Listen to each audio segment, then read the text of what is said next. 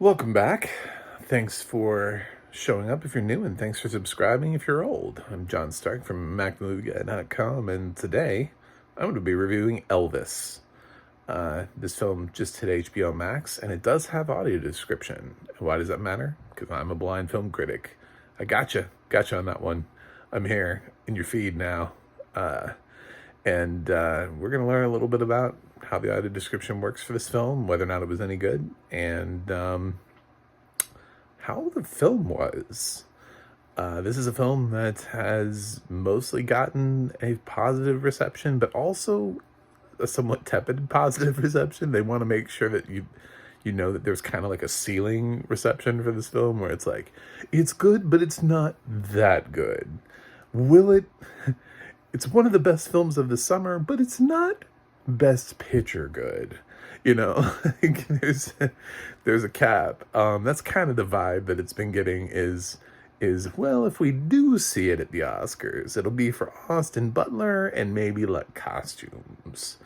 So we've kind of already shaped the conversation around just how good Elvis is. There hasn't been a lot of talk for Baz Luhrmann for director, which is, I feel like at some point maybe we should start talking about him, but I gotta agree, not for this. I just disagree with how he approached the film. Structurally, I didn't really care for it.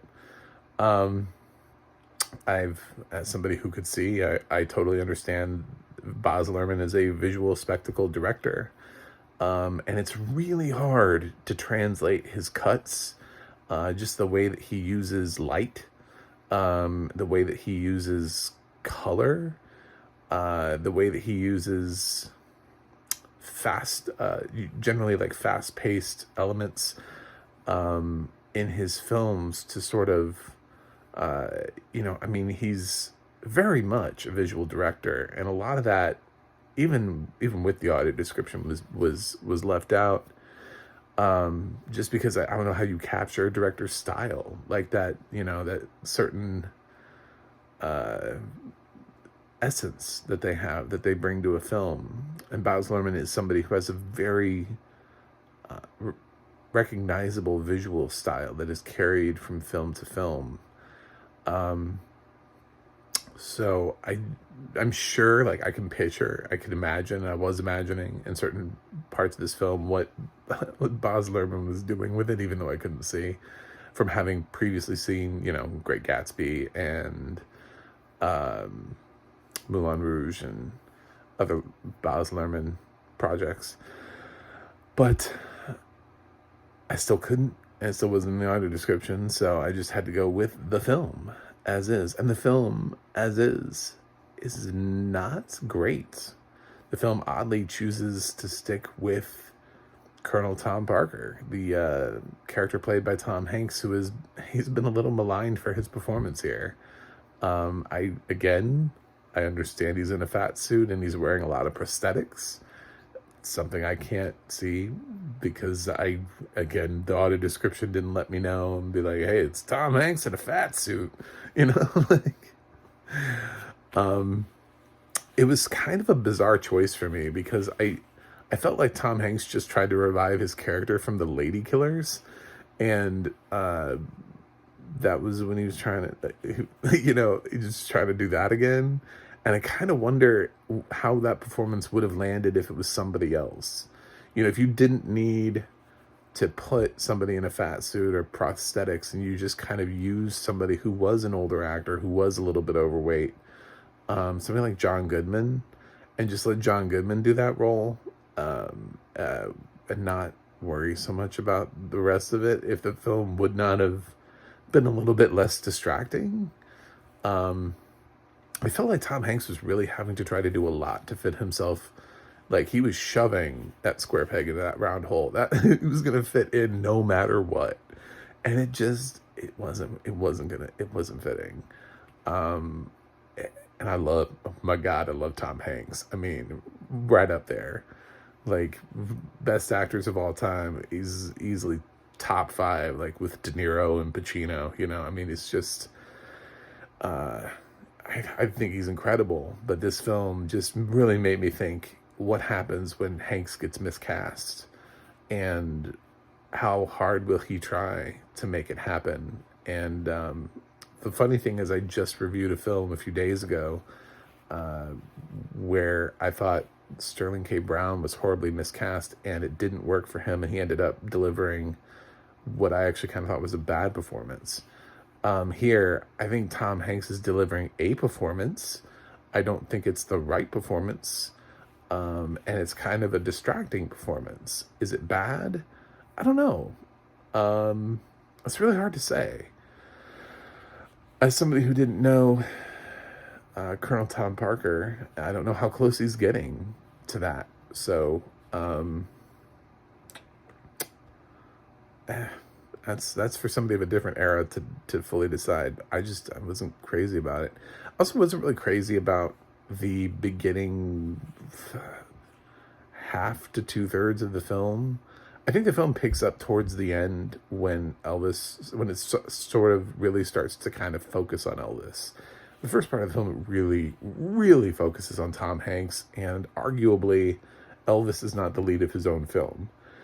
That tends to turn around a little bit once Austin Butler has been allowed to marinate in the role for a little while, and then he kind of comes out in his own, and he starts getting more dialogue. He starts getting a range of emotions, he just sort of, he's given scenes with greater length that allow him to show off his talent other than just being able to do the hip thing, and props to Austin Butler, by the way, because he did most of the singing from what I looked up. That's him. They did use a little bit of Elvis's real voice incidentally throughout the film, but Austin Butler worked really hard on mimicking the voice, not just the look, not just the dancing, but also the voice, and also the singing voice, not just the speaking voice, but he sang that. So kudos. I'm impressed.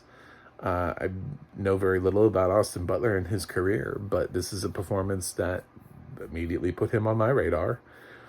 So that's why the film does work in its own element, is because of Austin Butler. So everybody's right when they talk about Elvis and they go, why do you watch this film? And it's like, because of Austin Butler. I don't know that he'll be in the final 5.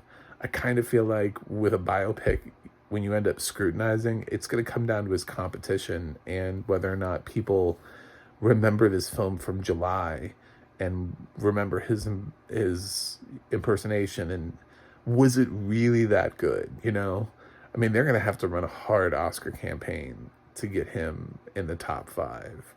So I don't know. I think he's going to end up missing out. That's my gut instinct. He'll be in the conversation and he'll get to attend some events and stuff and people will talk about him. But at the end of the day, I think you're going to see how little support there is for Elvis. It might get a costume design nomination. I don't know. Without having seen the costumes, but just knowing Baz Luhrmann's style, that wouldn't surprise me at all to get a costume design nomination or a makeup nomination if Tom Hanks looks good. I don't think he does, but if people decide to give him a makeup nomination. But they also got makeup for Austin Butler as he ages, so there's another reason to give a makeup nomination. But yeah, it's the evolution of the character, and unfortunately, because honestly, Hanks is the lead of the film, the Colonel is the lead, and Elvis is secondary to the Colonel. The Colonel's telling the story, and he takes up a lot of oxygen and a lot of time, and it's a character that you're not supposed to like, but the Colonel, it's from his perspective, so he's spending a hell of a lot of time trying to convince you of his perspective and make you like him. So the film is investing a lot of unnecessary time in this character, and it's like if Baz had gone a different direction with this film, it could have been amazing. It could have been stunning. He just chose this really weird way to tell this film, and I don't get it. I don't know why.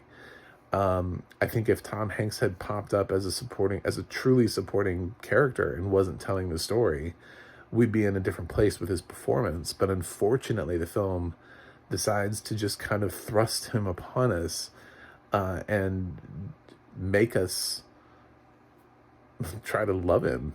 It just, and it, I don't think it plays out. I don't think it works that well. The film's a little bloated, but I'm okay with that. It's a biopic. I would have been okay with it, with the film this runtime that felt like it was an Elvis film and not a Colonel film. It doesn't feel like an Elvis film for most of it. It kind of does, as the film gets closer and closer to the end. It feels more and more like an Elvis film. But yeah, I could have lost some of the top. Could have cut off some of the top of the film. Anyway, the audio description here is done by one of my favorite narrators, Jedediah Barton. And as far as I can tell, it's a great audio description. Now, the only thing that I would say is the intangibles. How do you translate Baz Luhrmann's style into audio description? And I don't know that you can. I don't know, like, how do you throw in and be like, he's doing a lot of editing, a lot of flashing lights, a lot of colors, a lot of shining things. I mean, you can't really encapsulate Baz Luhrmann's style that way, so something gets lost in translation no matter what. I think Jedediah Barton and the team at Deluxe did a really good job of bringing us as close as possible to understanding this film. But for anybody who's like, I don't understand what makes this film special, they are missing that little thing. It's like being handed the sundae without the cherry on top. Yeah, the sundae's dope. But if somebody was looking for that cherry on top and they're like, well, I keep hearing there's a cherry on top of these things, where's mine? I don't get one. Yeah, that's kind of the thing. There's this little thing that just will never translate into audio description, and it's Baz Luhrmann's visual style. He's a very visual storyteller. He just is.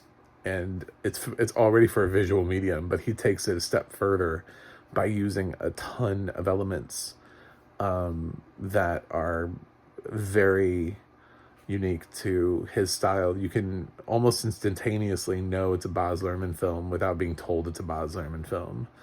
You either assume it's Baz Luhrmann or it's somebody attempting to be Baz Luhrmann. Those are your two assumptions when watching something like this. So anyway, that's my thoughts on Elvis. I did like the last third of the film. And again, I thought Austin Butler did a good job. We'll see. We'll see what happens with this come awards season. But for right now, I'm going to go ahead and give Elvis a B-. It's not my favorite Baz Luhrmann film. Actually, it's towards the bottom. I would rather watch Moulin Rouge again or The Great Gatsby. So I really did like the Eminem song at the end. I'm pretty certain that was Eminem that played during the credits. I know it felt kind of sacrilegious to be playing non-Elvis music during the credits, but at the same time, it was music that was written, that was influential to Elvis, and it was weird to kind of hear Eminem with an Elvis flavor. I'm hoping that was Eminem. It felt like, I was like, this song is interesting. I'm interested in this song. I mean, for something to play over the credits as I'm waiting to find out who, the narrator and the team is, I didn't hate it. So, I hope you enjoy the credits too. It's got some interesting takes there. It's not just his song. There's a couple other songs that are just, little clips of other pop artists. I don't know who they are, but they're sort of inspired by versions of songs, I guess. Anyway, thanks for checking out my review. You can go to macmovieguy.com for more of my reviews. You can go to the audio description project, adp.acb.org. It'll let you know what has audio description and where you can watch it. And the adna.org, it's like IMDb for the people who do narration, because they're not allowed to be on IMDb, so they had to crowdsource their own website. It's really sad. Please visit it and check it out. Find out more about Jedediah Barton and all the other narrators. So that's it for me today. I'm going to review something else, and I will see you on the other side.